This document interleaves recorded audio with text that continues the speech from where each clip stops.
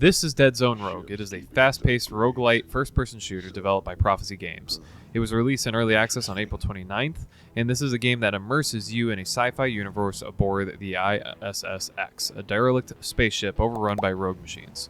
Players awaken initially with no memory and must battle through hordes of biomechanical enemies to uncover their identity and purpose. Deadzone Rogue is available on Steam and the Epic Games Store, and the developers are actively working on updating the game and giving improvements based on player feedback. If you're interested in roguelite FPS games with deep customization and cooperative gameplay, this may be a title worth exploring for you.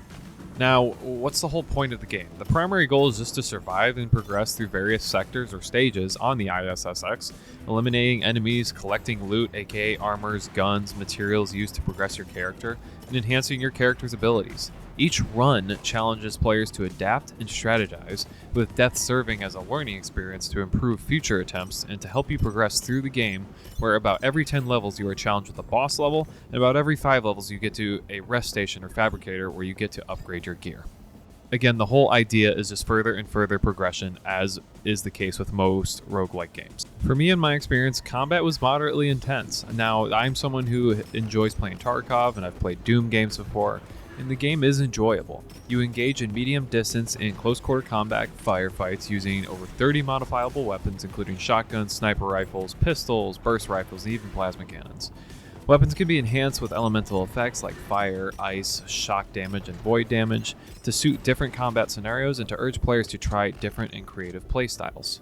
Using different augments and perks that you get while going through the stages to progress your character and upgrade your strength, you can customize your playstyle, which you can make centralize on stealth, or ranged attacks, or melee combat, or close quarters combat. This game offers that flexibility to build your character according to how you want to play the game. One component I really like about this game is that it has co-op mode. So you can go in with a buddy of yours and coordinate strategies, mark enemies out in the prep stage, and even synchronize attacks to tackle challenging missions together. Another interesting component of the game is the stage prep or stealth mechanic, where at the start of the round you'll go invisible, allowing you to scout enemy positions and plan your approach for that level so you have the highest chance of success to beat the level. In terms of progression, Deadzone Rogue employs a roguelite progression system where each death contributes to your overall growth.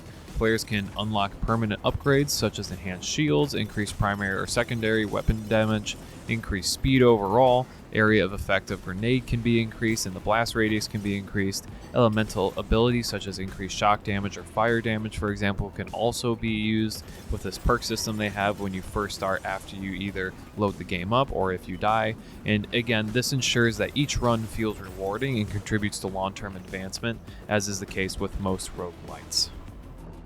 Now, the game features a diverse array of enemies, including hunter drones, shielded drones, melee units that are really fast and literally have no face, they're terrifying, air units, face crabs, semi-organic robo-spiders that will most likely haunt your nightmares after a playthrough, and massive biomechanical bosses, again, that occur every 10 levels or so.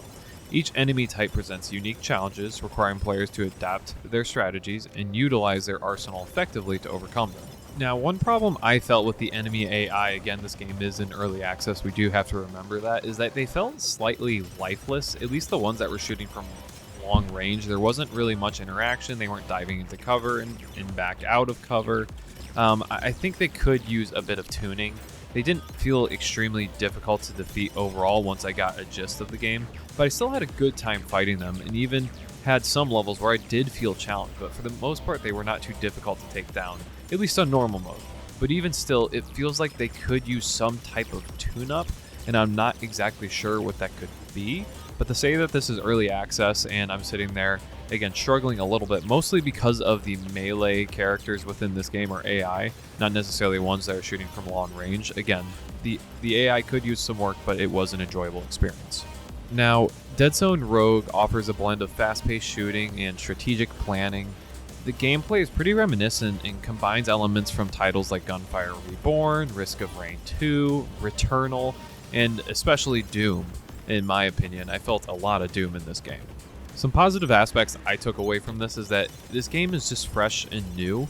I haven't played many first-person shooter roguelites, so if you have any suggestions, leave them down in the comments. So for me, it was new and it was really enjoyable. The combat was engaging. Again, the AI could use work, but it was very satisfying and very rewarding. The gunplay feels very good as well. This game does have replayability as well. Again, it has that roguelite structure where, again, you die and you progress, right? It's very similar and very reminiscent of Vampire Survivors as you're progressing some characters within that game as well. And this, again, with each playthrough, you see progression and you get a new, fresh experience. And again, another positive aspect this game provides as well is the co-op gameplay. I think that offers a lot of fun for people who just want to relax, have a good time, and play with their friends at the end of the day. For me personally, I think even more mechanics and weapons need to be added to the game to spice things up. Even after a couple hours, I had pretty much picked up and used almost every single weapon in the game, I believe. And the abilities themselves, when you're doing fire damage, lightning damage, void damage, once you've done it, again, not much changes after other than the damage you do, or maybe the chance, again, an explosion occurs per se. Levels feel slightly lifeless. I know we're on a ship, but stages feel pretty cramped and very small at times. When I think of a really good game done well on a ship, I think of Dead Space and how the environment was changing, but mind you, it is a totally different genre than this game is. The levels feel very, again, repetitive is how I feel. And I think the biggest issue, though, that they got going on right now is I personally think the AI could use some work. They feel like they just take up space at times. The close quarter combat AI, the guys who swing the hammers and guys who come at you with shields, again, those are challenging just because of them being faster than you are.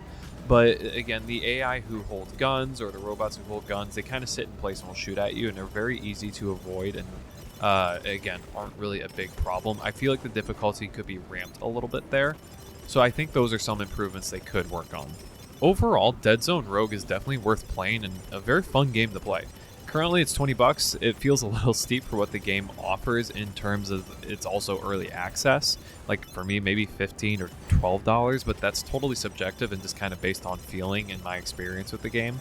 And based on the content that is in the game, but again, it is early access and it's an FPS Roguelite, which you don't see very often, I think. So my interest was piqued and I figured I had to buy it and try it. I think this game honestly was a ton of fun. I'm excited to see what they add in the future and see what this game becomes over time.